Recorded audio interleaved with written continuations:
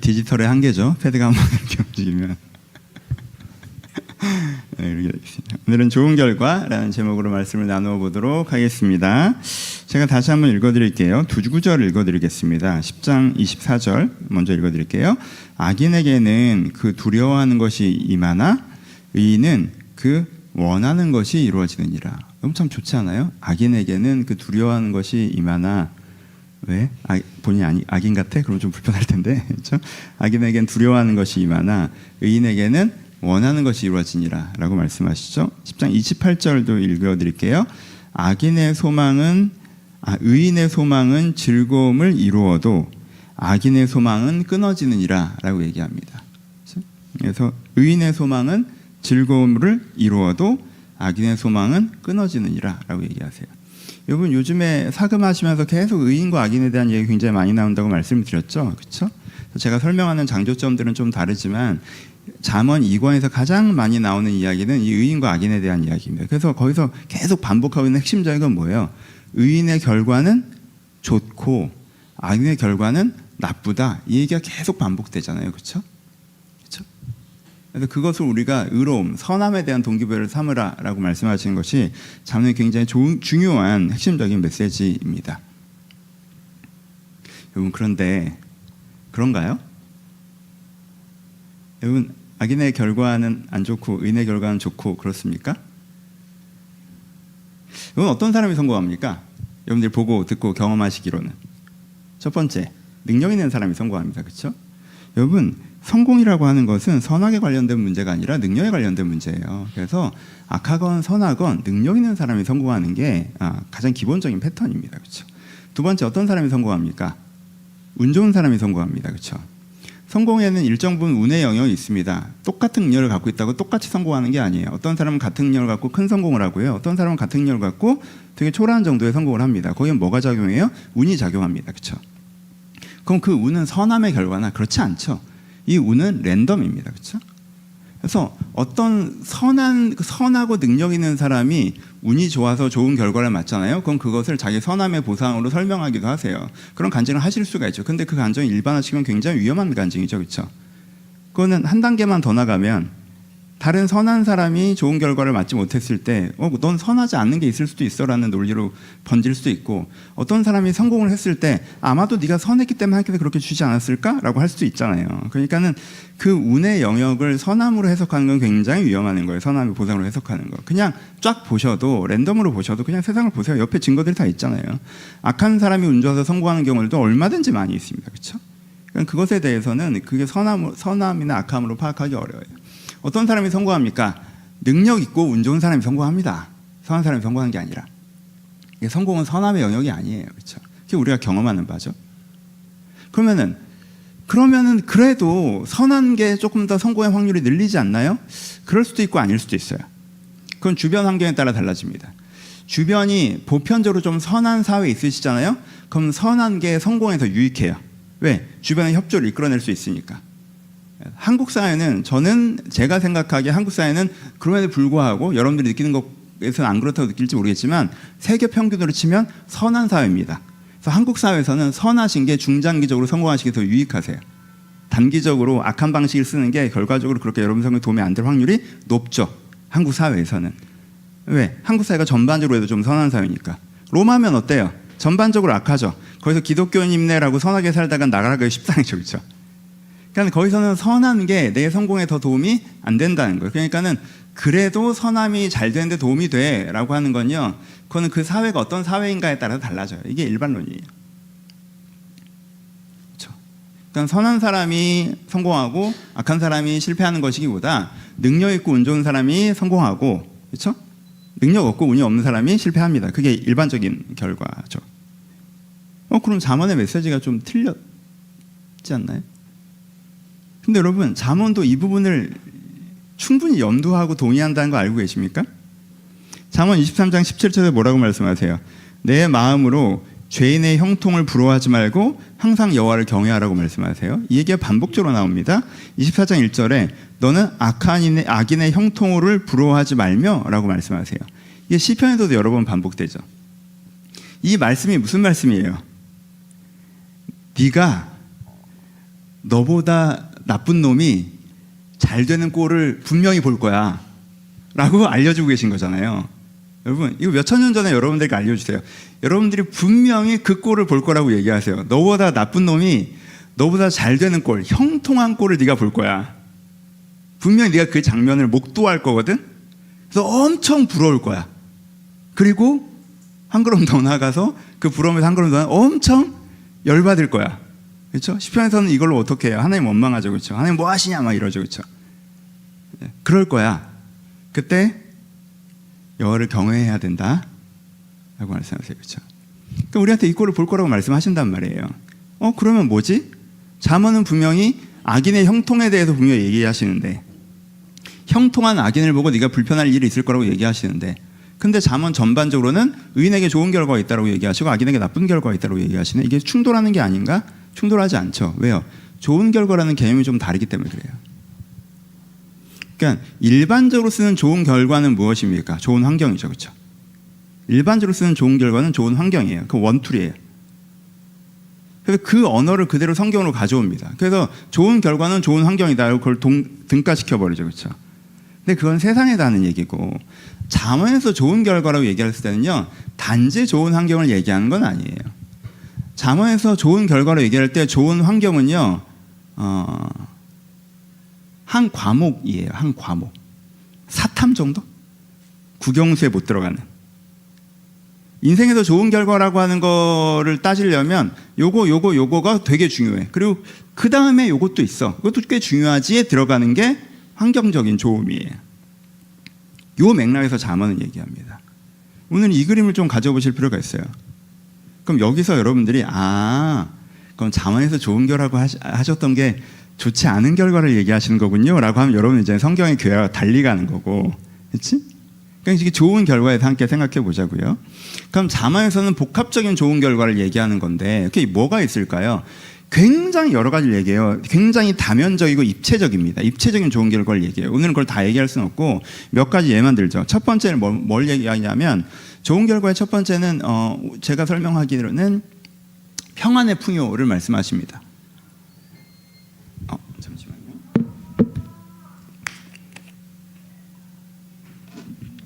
죄송해요. 몇 글째 성경을 읽어드릴까요? 10장 22절입니다. 여호와께서 주시는 복은 사람을 부하게 하고 근심을 겸하여 주지 아니하시느니라. 다시 10장 22절. 여호와께서 주시는 복은 사람을 부하게 하는데, 부함이에요. 그렇죠? 풍요죠. 근데 근심을 겸하여 주지 않으신다라고 얘기해요. 15장 6절이에요. 의인의 집에는 많은 보물이 있어도 악인의 소득은 고통이 되느니라 라고 얘기하십니다. 15장 16절에 보면 가산이 적어도 여호와를 경외하는 것이 크게 부하고 번뇌하는 것보다 나으니라 라고 얘기하세요. 가산이 적어도 여호와를 경외하는 것이 크게 부하고 번뇌하는 것보다 나으니라 라고 말씀하세요. 보세요. 그럼 여기에 어떤 거예요? 돈이라고 다 같은 돈이 아니다 라고 하는 거죠. 그렇죠? 돈이라고 다 같은 돈이 아니에요. 돈에 붙어있는 옵션이라는 게 있다는 거예요. 어떤 돈에는 어떤 옵션이 붙어있어요? 평안이라는 옵션이 붙어있어요.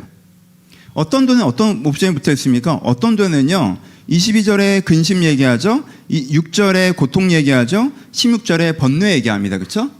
근데 어떤 돈에는 근심, 고통, 번뇌라는 옵션이 붙어있어요. 이거 뭔지 아시죠? 돈이라고 다 같은 돈이 아니에요. 어떤 돈은 평안이라는 옵션이 붙어 있고요, 어떤 돈은 근심, 번뇌, 고통이라는 옵션이 붙어 있어요. 그래서 당장 이 돈 액수가 더 커 보이다고 그 옵션이 붙은 돈을 선택하잖아요. 그럼 굉장히 어리석은 짓이에요. 여러분, 돈의 목적이 뭡니까? 행복이죠. 우리가 돈 자체를 목적으로 하는 게 아니잖아요. 돈이 행복을 주기 때문에 우리가 돈을 목적으로 하는 거거든요. 근데 근심, 고통, 번뇌가 옵션으로 붙어있는 돈이라고 하는 건 사실은 행복이라는 것들을 우리가 느끼지 못하게 만든다는 거예요. 그러니까 그건 최고급 요리를 앞에 내놨는데 미각을 가져가는 거랑 똑같은 거야. 그렇죠? 그러니까 하나님께서 주시는 복은 뭐라는 거예요? 평안이 옵션을 붙어있는 돈이라는 거예요. 그러니까 성공의 정도, 돈의 액수로만 따지면 이 사람이 언뜻 보기에 더 성공해 보이고 더 풍요로 하는 거 보이고 더 좋은 결과를 있는 걸 보지만 안을 들여다보면 그렇지 않다는 거죠. 그래서 우리가 받아야 되는 좋은 결과가 뭐예요? 여러분, 액수가 줄어들어도요, 옵션이 뭐가 붙어 있어야 돼요? 평안이 옵션으로 붙어 있는 게 중요해요. 여러분, 옵션이 너무 중요해요. 여러분, 돈마다 옵션을 보세요. 그렇죠? 여러분 꼭 보셔야 돼요. 옵션이 잘못 붙은 돈 한번 선택하셨다가 굉장히 여러분들이 스텝이 꼬이는 일들이 많아요. 그렇죠? 두 번째, 생명력입니다. 선함의 그 좋은 결과의 생명력이라는 게 있어요. 여러분 보세요. 오늘 본문들을 몇 개 읽어드릴게요. 여기서도 16장 8절에 보시면요, 적은 소득의 공의를 겸하면 많은 소득의 불의를 겸하는 것보다 나으니라 라고 얘기하시면, 이건 반복적으로 하시는 얘기죠. 소득이 적어도 선한 것이, 공의로운 것이 소득이 많아도 불의한 것보다 낫다라는 게 계속 하시는 말씀이죠. 그렇죠? 11장 18절에 뭐라고 얘기해요? 악인의 싹은 허무하되 공의를 뿌린 자는 상이 확실하느니라. 그래서 11장 8절에는 악인의 싹, 악인이 얻는 소득, 악인이 얻는 풍요에 뭐가 같이 있다고 얘기하세요? 허무에 대해서 얘기를 하세요. 그리고 또 하나 10장 16절에 보시면 의인의 수고는 생명에 이르게 하고 악인의 소득은 죄에 이르게 한다고 얘기합니다. 여기서 핵심 단어는 뭐예요? 의인의 수고는 어디에 이르게 한다는 거예요? 생명에 이르게 한다고 얘기를 해요. 그렇죠? 이 생명이라는 단어가 되게 중요해요. 그렇죠? 그래서 허무라는 단어랑 생명이라는 단어를 여러분들이 캐치하실 필요가 있어요. 그러니까는 의로움이 우리 가운데 주는 선물이 뭐가 있다는 거예요? 생명력이라는 게 있다는 거예요. 생명력이라는 게. 여러분, 생명력이라는 건 굉장히 그 복합적인 개념인데, 이 생명력이라는 것에 대해서 구체적인 예를 몇 가지만 들어봅시다. 자부심, 정체성, 자존감, 이런 것을 생명력의 예로 얘기할 수 있어요. 여러분, 자부심을 좀 설명해 볼게요. 사람은 누구나 마음 깊이에서 뭘 가지고 있어요? 마음 깊이에서 선함이라는 걸 가지고 있어요. 누구나. 주연아. 마음 깊이에서 선함이라는 걸 가지고 있어요. 누구나. 하나님께 이렇게 만드셨단 말이에요. 그걸 일반적인 용어로는 뭘로 불러요? 양심이라고 부르죠. 그렇죠? 근데 내가 선한 행동들을 하고 살아가잖아요. 내가 선한 선택들을 하고 살아가잖아요. 그럼 내 깊은 내 내면과 내 현재 내 마음 사이에 뭐가 생겨요? 연결점이 생겨요. 연결점. 그러면 이 내 영혼과 인격의 일체감을 느끼잖아요. 그럼 그 사람이 뭘 느껴요? 자부심을 느껴요. 그게 자부심이에요, 여러분. 그거 말고 다른 건 다 가짜예요. 자부심이라고 하는 건요, 다른 사람의 칭찬을 올 수 있는 게 아니에요. 그건 자부심이 아니에요. 그냥 다른 사람의 인정이지, 그렇지? 내가 나를 이렇게 합리화해서 나는 괜찮아, 나는 멋있어, 난 훌륭해, 막 이렇게 내가 나를 쇠뇌해도 그건 깊이에서부터 올라오는 자부심이랑은 달라요. 깊이에서부터 올라오는 자부심은요, 바깥에서 이렇게 물을 갖다가 붓는 느낌이랑 달라요. 그 샘의 근원처럼 아래서부터 퐁퐁퐁 이렇게 솟아나오는 거라고, 자부심이. 그게 내 내면에 깊이 있는 선함과 내가 실제 지금 쓰고 있는 기준과 선택이 일치될 때 사람이 느끼는 감정이에요. 자부심이라고. 자부심을 가지고 있는 사람은 그 다음에 자연스럽게 뭘 느껴요? 정체성을 느낍니다. 아, 난 이런 사람이야. 난 이런 사람이야. 난 명확한 자기 정체성을 가져요. 그리고 그게 뭐로 연결돼요? 자존감으로 연결되죠. 아, 난 이런 사람인데 이런 나는 되게 괜찮은 사람이야 라는 자존감으로 연결되는 거예요. 그래서 자부심, 내 선함을 통해서, 선함이라는 것을 통해서 내가 자부심을 갖게 되고, 그걸 통해서 뭘 가지게 돼요? 정체성을 갖게 되고, 그걸 통해서 자존감을 갖게 되는 거. 그게 우리 내면이 갖는 생명력 중에 하나예요. 그렇죠? 이런 사람은 내면에 생명력이라는 게 있어요. 그런데 만약 이게 없으면, 내가 선하지가 않아요. 그럼 뭐가 끊어져요? 내 마음 깊이에서 양심의 기준과 현재 살아가는 내 자신에 대해서 연결선이 끊어지죠. 그렇죠? 내 양심에 갖고 있는 기준과 다른 기준을 선택을 하고 내가 살아가고 있단 말이야. 그러면은 이게 끊어지죠. 그러면은 이 사람은 자부심을 느낄 수 없고요. 마음 가장 깊이에서부터 어떤 감정이 올라오는 줄 아세요? 죄책감과 수치심이 은은히 올라옵니다. 본인이 인지하건 인지하지 않건. 내가 나쁜 사람이다, 내가 한심하다 라고 하는 죄책감과 수치심이 은은히 올라와요. 여러분, 죄책감과 수치심이 내 내면에서, 내가 사실을 나를 생각하면 난 나쁜 사람으로 내가 나를 느껴. 사실 나는 생각하면 수치심, 내가 별로라고 내가 느껴. 그러니까 이 내면 깊이에서부터 올라오잖아요. 그러면요, 이 내면의 생명력이 살 수 있는 환경이 조성이 안 돼요.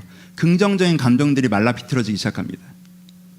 그래서 이 내 안쪽이 텅 비어요. 그럼 그 사람이 그때 뭘 느껴요? 공허함을 느끼는 거예요. 허무감을 느끼는 거예요. 그럼 사람이 공허함과 허무감을 느끼면 어떻게 해요? 내 속이 텅 비어있으면 얘가 진공 상태이기 때문에 어떻게든 이걸 채워야 된다고. 그러니까 그때부터 뭘 갖고 오기 시작해요? 외부적 평가를 갖고 오기 시작하죠. 내가 사람들한테 인정받는 거, 세상에서 좀 어느 정도 위치에 있는 거, 뭘 갖는 거, 이걸로 내가 나를 가치 있는 사람으로 느끼고 싶어 해요. 그게 일정 부분 성공할 수도 있겠죠, 단기적으로는. 하지만 그 외부적인 요소는 어때요? 유동적이죠. 고정적일 수가 없다고. 유동적이야.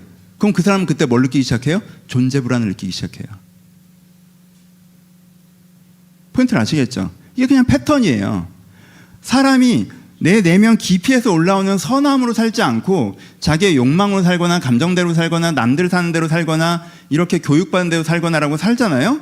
그러면은 가만히 생각해 보면 내가 되게 별로고 내가 나쁜 사람이라고 자기 자신을 정의하는 감정선이 있고, 그게 내면을 공허하고 내면을 메마르게 만들고, 오랫동안 메말라진 내면은 공허해지고 허무감을 느끼고, 그럼 외부적인 평가로 자기 자신을 입증하고 싶어하고, 그게 흔들리면 존재 불안을 느끼고, 이 패턴으로 간단 말이에요.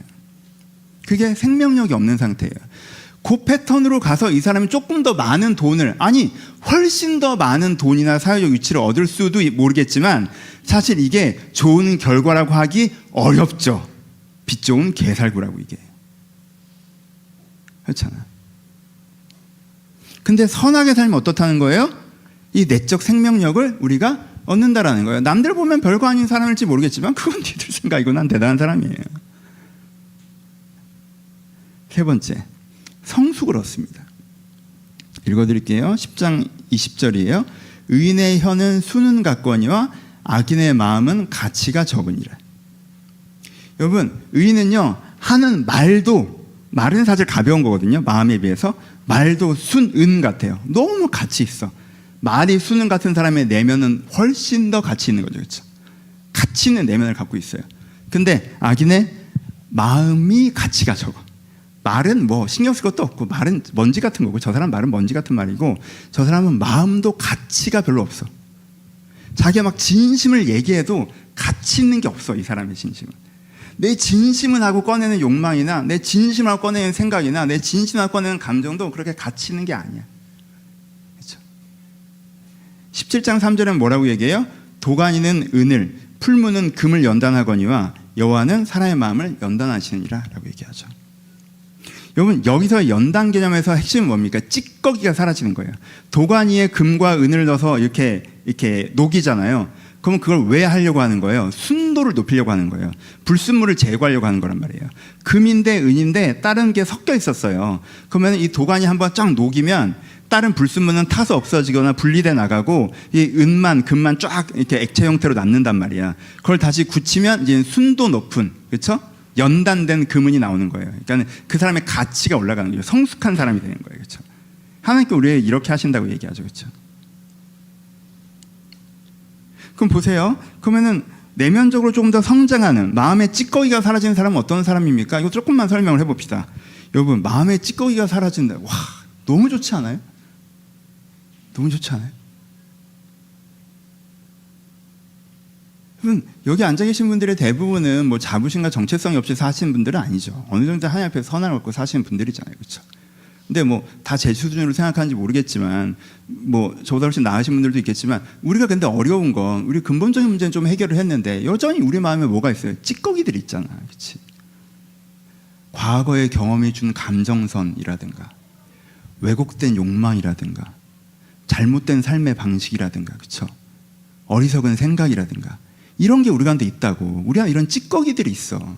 내가 깊이 돌아보면 난 그거에 동의하지 않아. 그건 내 모습이 아니야. 나는 자부심을 가질 만한 사람이기는 해.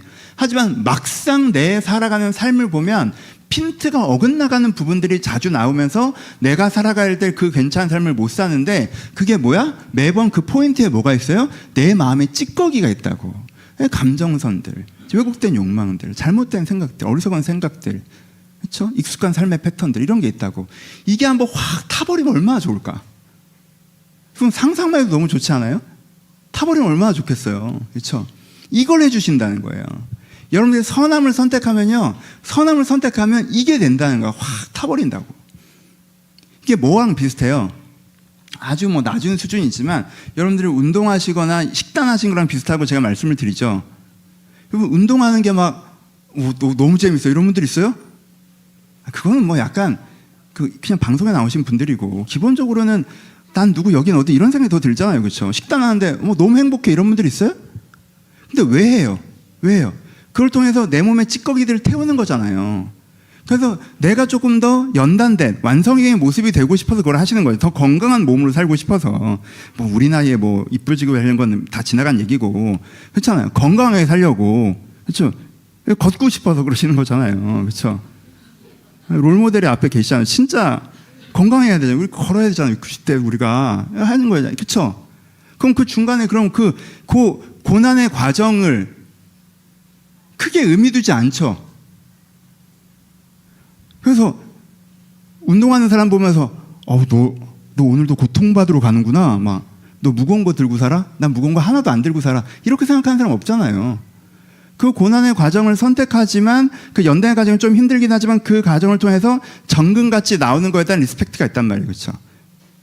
그러니까는 그 관점이 있어요. 그러니까는 이 성숙의 관점을 보면 A라는 의인은 의로운 선택을 했는데 점점점 어려워져. 헬스장 등록한 것처럼 점점점 어려워진다니까? 근데 그 어려움이 코스웍처럼 이렇게 1년, 2년, 3년 딱 코스웍을 끝내면 그 사람이 정금같이 나와 있어요. 마음의 찌꺼기가 딱 사라진 상태라고.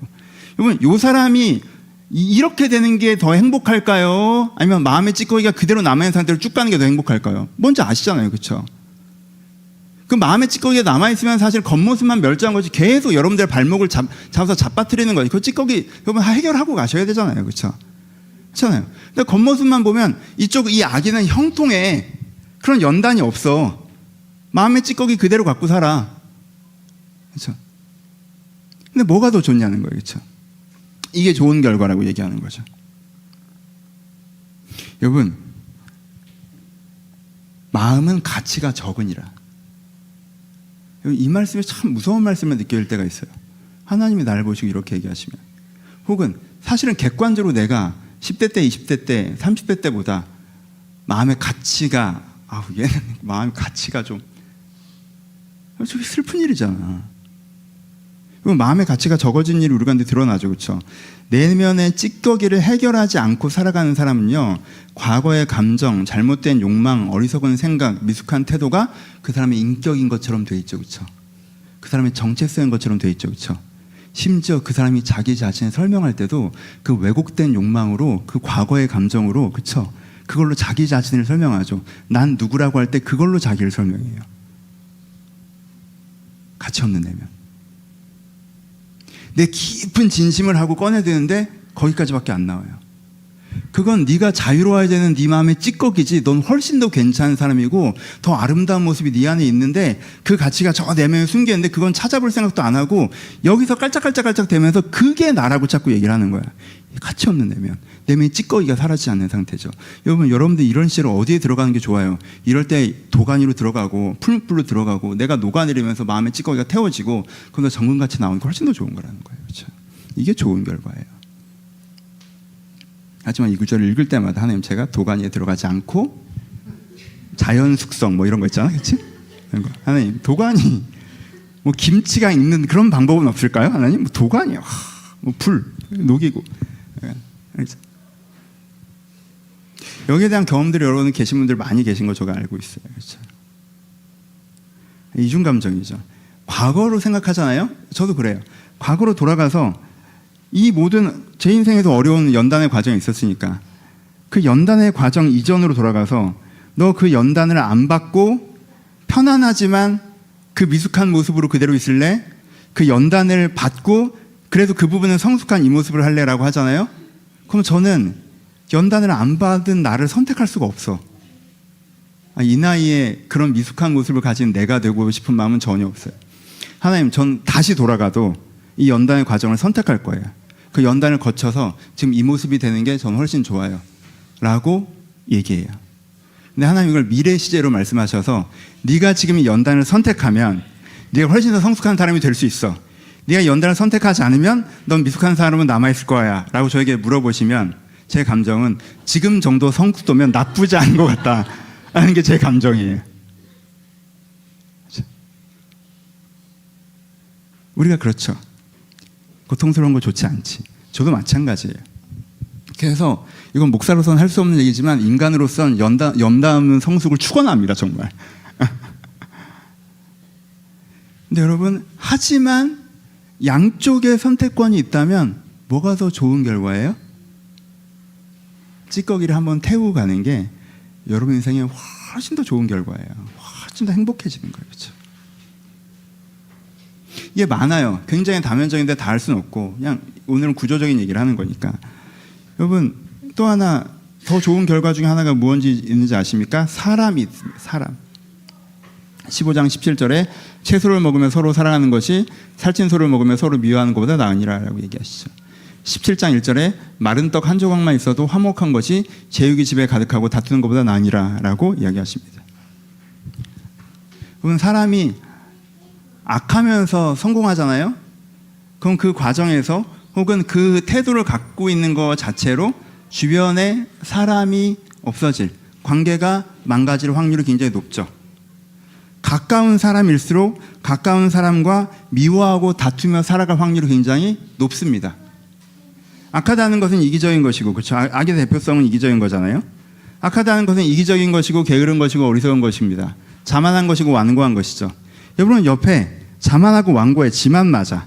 이기적이야, 지 입장만 생각해. 그리고 어리석어, 멍청해.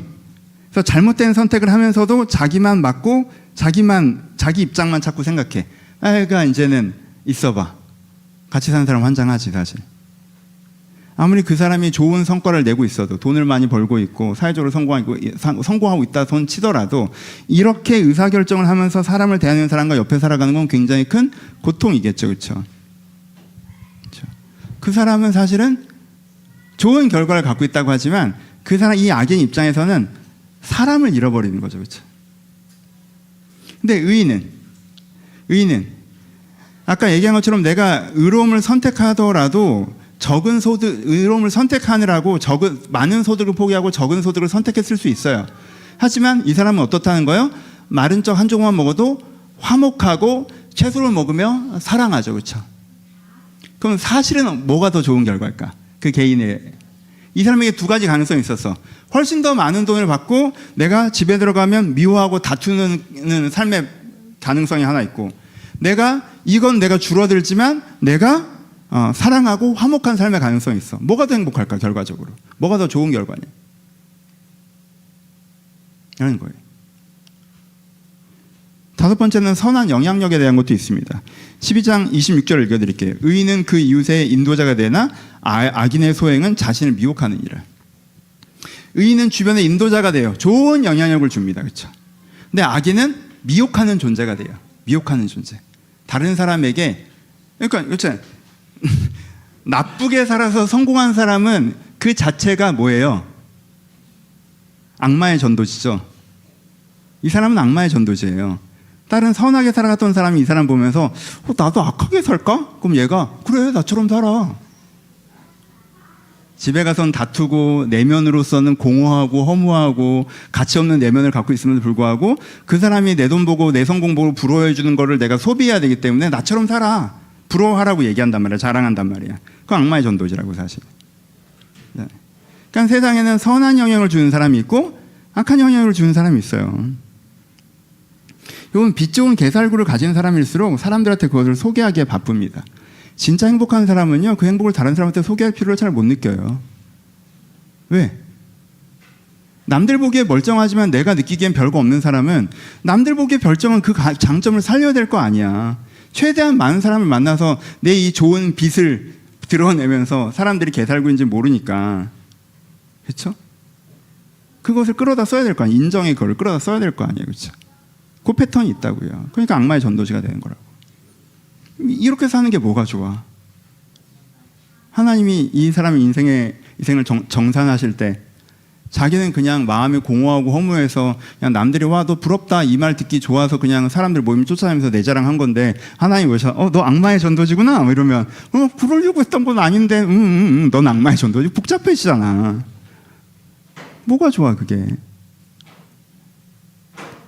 그러니까 여기서 뭐가 있다는 거예요? 선한 영향을 미치면서 사는 게 사실은 되게 좋은 결과라는 거예요. 되게 보람 있어요 그거. 마무리로 갑시다. 여러분 여기 오늘 하고자 하는 얘기는 뭐예요? 각각의 얘기보다 더 중요한 얘기가 좋은 결과 되게 복합적이라는 걸 인지하셔야 돼요.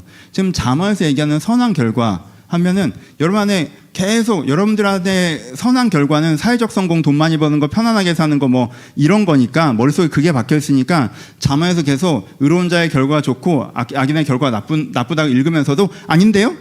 내가 보는 게 그게 아닌데? 능력 있는 놈들이 성공하던데? 그냥 운 좋은 놈들이 성공하던데? 하나님 더 나쁜 놈이 성공하는데 얼마나 많이 봤는데? 이거에 대한 저항감이 생기는 거예요. 그렇죠? 그럼 내가 잘 안 된 게 악해서 그런 건가요? 뭐 이렇게. 혹은 악인인데 잘 되신 분들은 아멘! 그래서 뭐 되게 우리 교회는 또 그런 분들은 없어, 그렇지? 이렇게 된다. 오해가 생긴다는 거예요. 그렇지 않아요. 여러분 좋은 결과에 대한 입체적인 시선을 가지셔야 돼요. 좋은 결과에 대한 입체적인 시각. 입체적이고 구체적으로 그렇게 딱 잡혀야 돼요. 인생의 좋은 결과는 이거지라고 잠언에서 그림이 잡히셔야 된다는 거예요. 그래, 이게 좋은 결과지라고 그 그림이 잡히셔야 돼요. 그래, 이건 좋은 결과라고 할 수 없지. 이건 악한 결과지. 라고 그림이 잡히셔야 된다고. 그 그림이 잡히셔야 돼요. 그럼 그냥 이게 남이라고 생각하면 되게 쉬워요. 이게 나라고 할 때는 좀 그림이 복잡해지는데 옆에 있는 사람이라고 생각해 보세요. 옆에 있는 사람이라고 그림을 그려주면요. 직관적으로 답이 딱 나와요. 여러분 옆에 누가 있었는데 가치 없는 내면을 가지고 있어. 되게 성공했어. 옛날엔 괜찮은 애였거든. 그냥 가치 있는 내면을 갖고 있는 애였어. 막 성공해서 이거 반갑게 만들고 그때 애가 그냥 딴 사람이 됐어. 막 돈 자랑하고 권력 자랑하고 명예 자랑하고 이런 애가 됐어. 거들먹거리는 애가 됐어. 그러면 그 사람 보면서 어떤 기분이에요? 와 부러워 이래요? 이거 어쩌다 저렇게 됐지? 이런 생각 안 들어요? 야 이게 진짜 쟤한테는 돈이 화였구나. 그거보다는 좀 진지한 애였는데 그거보다는 조금 더 의미를 생각할 줄 알고 좀 그런 게 있는 애였는데 싹 없어졌네? 그렇게 되지 않아요? 옆 사람 생각하면 그렇게 되지 않아요? 옆에 보면 와 그냥 저 사람한테 저 돈은 화구나. 저 집안에 저 돈이 없었을 때 행복하게 살았는데 저 집안에 저 돈 들어가고 근심 고통 번뇌야 그냥. 복이 떨어진 줄 알았더니 화가 떨어졌네. 그렇죠? 그게 보이잖아요. 옆 사람 보면. 사람을 만나봤는데 얘기해보니까 마음에 공허함, 허무감, 존재불안, 수치심, 죄책감 이런 게 내면에 가득해. 부러울 게 뭐가 있어. 안쓰럽지. 하나님 좀 다시 만났으면 좋겠다 생각밖에 더 들겠어요. 이 사람 주변에 악한 영향이 없줘요. 근데 본인만 몰라. 안쓰럽지. 그렇지 않아요? 본인 잘났다고 설치면서 주변 관계 다 끊어놨어. 안쓰럽잖아. 자기 돈 좀 있다고 자기 뭐 좀 있다고 설치해서 주변 관계 다 망가졌어. 안쓰럽잖아. 그렇지 않아요? 여러분 옆 사람 보면요. 이게 복이 아니라는 게 딱 보여요. 이게 좋은 결과가 아니라는 게 딱 보여. 이게 진짜 빛 좋은 개살구에 딱 보여. 그런 사람 뭐가 부럽습니까? 그게 무슨 좋은 결과예요? 그냥 돈만 있고 명예만 있는 거지. 그럼 다 그냥 간판만 있는 거잖아. 그렇잖아요. 그거 딱 보여요, 여러분. 근데 사람이 재밌는 게 이걸 나로 갖고 오면은 괜찮을 것 같은데 이런 애가 자꾸 들어. 난 괜찮을 것 같은데. 옵션이 번뇌와 고통 옵션이 있는 10억과 평안의 옵션이 있는 1억. 이걸 받은 다음에 그 가시를 발라내는 것처럼 내가 그걸 어떻게 잘 바르면 어떻게 잘 되지 않을까? 본인 일이면 이 생각이 든다고 사람이. 그걸 섞고 싶어해. 여러분 그렇지가 않아요. 직관적으로 딱 보여요. 어떤 사람 보면 대단해 보입니까? 야, 저 사람은 딱 진짜 자부심을 가지고 자존감을 가지고 정체성을 가지고 저 사람은 마음에 찌꺼기가 없구나. 저 사람은 선한 영향을 미치는구나. 저 사람은 큰 돈 아니지만 평안의 풍요를 받았구나. 부러워요. 사실 저렇게 사는 게 맞지. 부럽다고. 그러니까 이 방향성을 세우셔야 돼요. 잠언을 통해서 이 구체적인 좋은 결과에 대한 입체적 방향성, 내면이 이 사람의 중심이 좋고 내면이 좋고 관계가 좋고 사회적 영향력이 좋은, 그리고 필요한 풍요는 주시는, 그렇죠? 그래서 필요한 풍요는 주신다는 거예요, 그렇죠? 이 옵션이 딱 보여야 돼요. 아, 내가 인생의 좋은 결과를 만나고 싶다. 내가 내면에 연단되는 사람이고 싶고, 가치 있는 내면을 갖고 있는 사람이고 싶고, 내가 주변 사람과 화목하고 사랑하며 살고 싶고, 내가 선한 영향을 미치는 삶을 살고 싶고, 그러면서 풍요로운 삶을 살고 싶고, 그걸 내가 얻고 싶다 라는 그 방향성이 내 안에 딱 잡혀야 된다고. 그러면서 그쪽 방향을 여러분들이 선택해 가려고 하셔야 된다는 거예요. 잠언이 계속 얘기하는 건 그거예요. 이 생각의 전환이 있으셔야 여러분의 잠언이 제대로 소화될 수 있어요. 여러분 안에 좋은 결과가 여전히 사회에서 쓰는 외부적인 것과 환경적인 것만 좋은 결과로 머리에 박혀 있으시면 잠언과 아무리 읽어도 연결되지 않는 단절이 있단 말이에요. 그러니까 이 좋은 결과라는 관점을 가지셨으면 좋겠습니다. 말씀 마칩시다. 두 가지. 여러분, 선함이 좋은 결과에 별다른 영향이 없다는 속임수에 속지 마십시오. 여러분들이 선한 것이 여러분 인생에 좋은 결과를 가져오는 게 별다른 영향력이 없고, 그건 그냥 능력과 운의 문제이고, 여러분 뭐 환경만 보면 그럴 수 있죠. 하지만요, 여러분 이 가치를 바뀌셨다라고 하면 여러분들 여기 속지 마셔야 돼요. 여러분들의 선한 것이 여러분 인생에 좋은 결과를 맞이하는데 너무나도 큰 영향을 미칩니다. 여러분들의 선한 것이. 고민하셔야 돼요. 이 결정을 하셔야 돼요. 그래서 내가 인생의 좋은 결과는 수단 방법 가리지 않고 돈과 성공을 위해서 사는 거고, 선함은 그거 약간 발목 잡는 옵션이고, 근데 너무 악하면 하나님께 후드려 패니까 적당히 이건 해줘야 되고, 이런 구도로는 이 잠언에 말씀하시는 좋은 결과에 여러분들이 도달할 수가 없어요. 많은 그리스도인들이 이런 구도를 갖고 있어요. 그렇죠? 아니에요. 선함 자체가 여러분들의 복합적 성공의 열쇠입니다. 이것을 생각하셔야 돼요. 그리고 여기서 잠깐 복습합시다. 그럼 선함이 뭐라고 했어요? 이건 지난주 설교랑 연결되는 거죠. 여러분, 선함은 도덕적인 보수성이 아니에요. 종교적 의무가 아닙니다. 다른 사람 위해서 하는 것도 아니고요. 선함은 뭐예요? 하나님을 경외하며 지혜로운 선택들을 해나가는 거죠. 그렇죠? 내 잘났다고 내 생각대로 사는 거 아니고, 세상이 주는 사고방식 갖고 의사결정하는 거 아니고, 하나님을 경외하며 지혜로운 선택들, 최선의 선택들을 해나가는 게 선함이에요. 이게 선함이에요. 잠언이 얘기하는. 이거 없이 논리적인 거 잘하고 말만 잘하고 능력 있고, 이건 다 헛똑똑이들이야. 첫 단추를 제대로 못 끼는 거라고. 이 선함에 집중하셔야 돼요. 하나님을 경외하며 악에서 떠나라. 스스로 지혜롭게 여기는 자를 보느냐, 그보다 어리석은 자에게서 구할 것이 있는 일은. 매번 하나님 앞에 서서, 왜? 난 미래를 모르니까, 난 전체 큰 그림을 모르기 때문에 하나님 앞에 서서 중요한 결정들을 해나가는 거, 중요한 선택들을 해나가는 거, 하나님께 귀 기울이는 거, 내 감정과 내 논리를 앞세우지 않는 거, 내 욕망을 앞세우지 않는 거, 하나님께 멈춰서 주롭게 귀 기울이는 거, 이게 선함이에요. 이 선함으로써 하나님이 지금 양심을 사용하셔서 지금 이 기준이 중요해, 지금 이 도전이 중요해 라고 하나님께 말씀해 가실 때 거기 반응해내는 거, 이 선함이 나한테 있어야 돼요. 성령 인도하심을 따라 사는 삶. 그 지혜는 성령이라고 말씀드렸잖아요. 그렇죠? 지혜롭게 사는 거, 이게 필요해요. 그래서 항상 그 선한 선택을 하셔야 돼요. 그래서 그럼 어떻게 해야 되느냐라고 하면, 여러분 항상 이게 마지막이에요. 조금 더 고민하면서 하세요. 좀 더 고민하면서 하셔야 돼요. 제가 말씀드리죠. 제가 이걸 정말 깨닫는데 참 진짜 난 내가 똑똑하다고 살았거든. 그렇잖아요. 사람들이 저한테 그런 얘기해 줘요. 목사님 똑똑하다고. 그런 얘기 제가 많이 들어요, 여러분. 저희 아들도 저한테 똑똑하다고 그랬어요. 아빠는 참 똑똑한 것 같아. 그래서 그래, 난 똑똑해. 또 기분 좋잖아, 남들이 똑똑하다고 얘기해 주면. 여러분, 거기서 기분 좋으면 헛똑똑이가 되는 거야. 제가 얼마나 어리석은지 몰라요. 얼마나 미련한지. 그거는 내가 하는 논리를 보는 게 아니라 내가 했던 선택들을 보세요. 사람이 그것만 보면 막 내가 지금 뭐 내 머리에 막 촥촥촥 돌아가는 거에 심취하잖아. 여러분 그거 술 먹는 거야. 내 논리에 팍팍팍 돌아가는 거 보면 그럼 헛똑똑이가 되는 일이야 그게. 그러면 내가 너무 맞지 막. 여러분 부부싸움 할 때 이게 또 얼마나 또 이게 작독한 줄 알아요? 막 얘기하다 보면 내가 너무 의로워. 막 내 말에 내가 설득돼. 맞아. 막 내가 말하다가 깨달아. 그래, 난 너무 맞고 쟤가 나쁜 애야. 엄청 설득해. 막 내 의로움의 감정이 막 치솟아 올라. 헛똑똑이지 그게 다. 말이 돼 그게? 그러니까 내가 똑똑하냐 똑똑하지 않느냐 생각할 때 여러분들 머리를 막 휘감는 논리를 보지 마시고 여러분 했던 선택들을 보세요. 얼마나 멍청한 선택을 많이 했는지. 그땐 확신이 없었어요? 그땐 논리가 없었나? 우리가 진짜 최소한 미련해지진 말자고.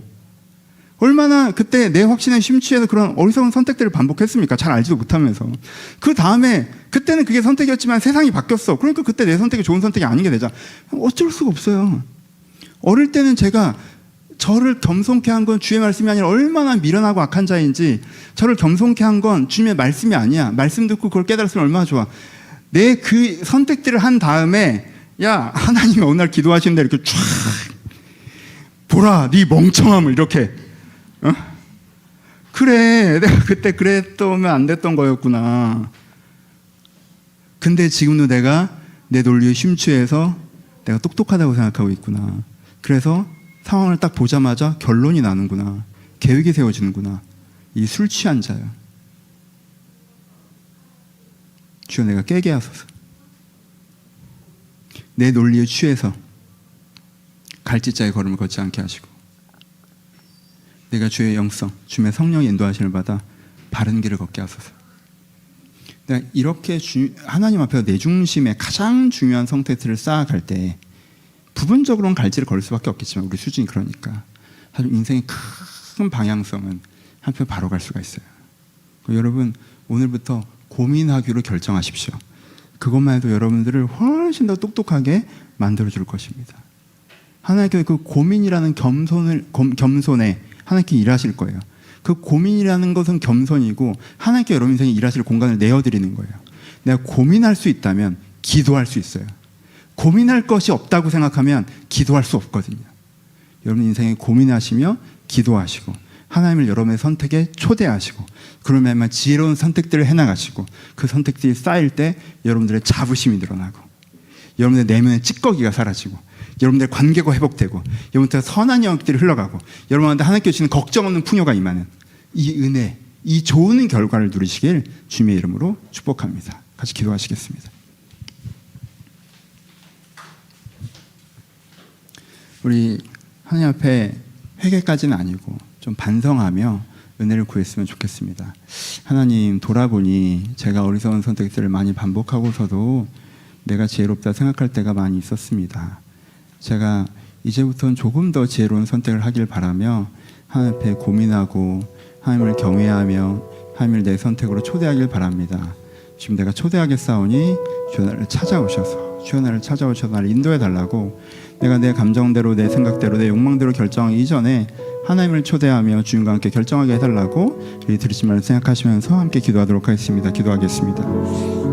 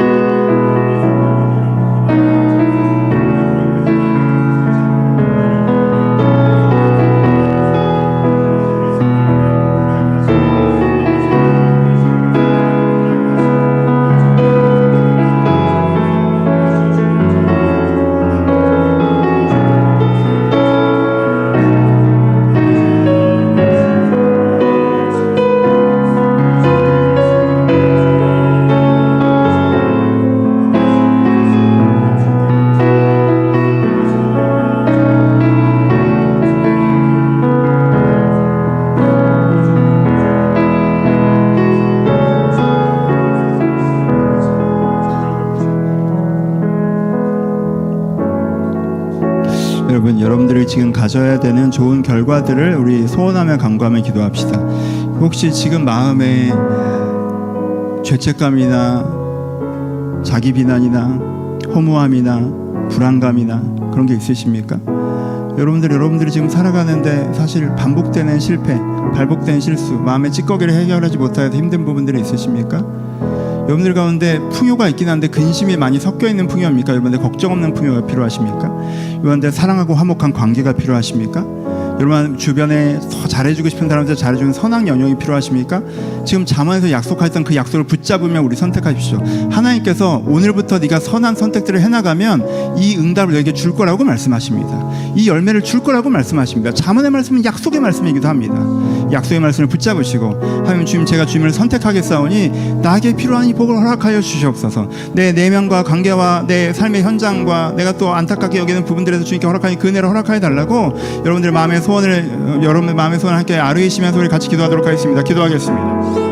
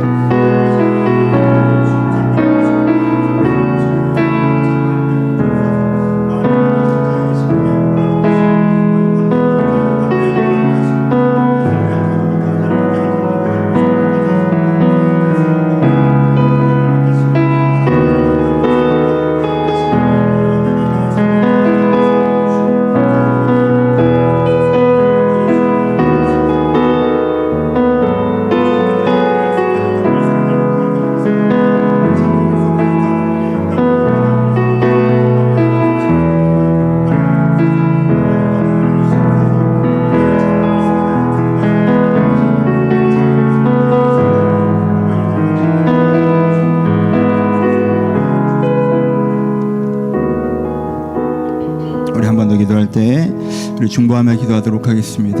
여러분들 이 복들이 필요한 주변 사람들이 있습니까? 그들을 위해서 축복하며 기도해 주십시오. 하나님 그들의 무너진 마음을 만져달라고, 그들의 무너진 관계를 만져달라고, 그들의 어려운 삶의 현장 가운데 함께 해달라고 그들을 축복하면서 기도해 주셨으면 좋겠습니다.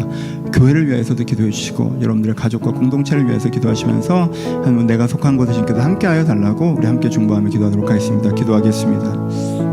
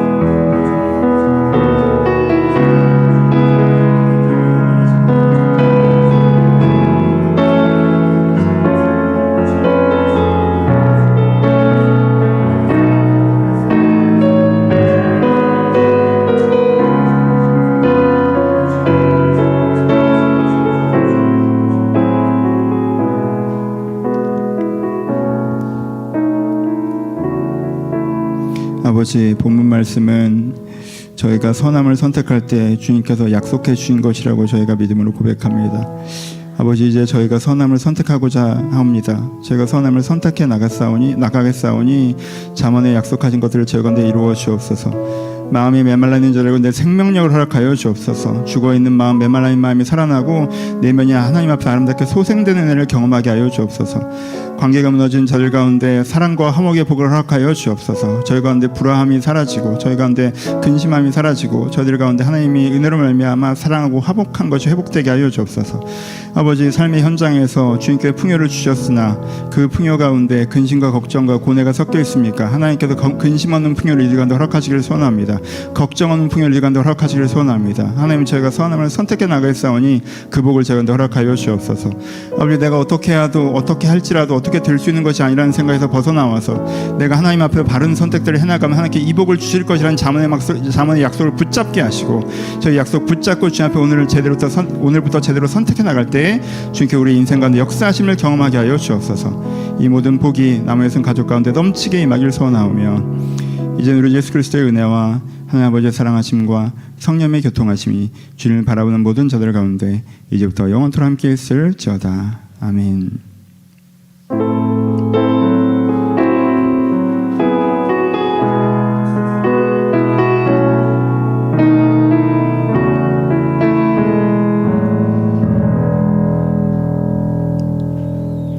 서로 주님께 감사의 박수 하겠습니다. 감사합니다. 감사합니다. 오늘도 함께 해주셔서 은혜 주신 하나님께 감사드립니다. 우리 총무님 나오셔서 광고해 주시겠습니다.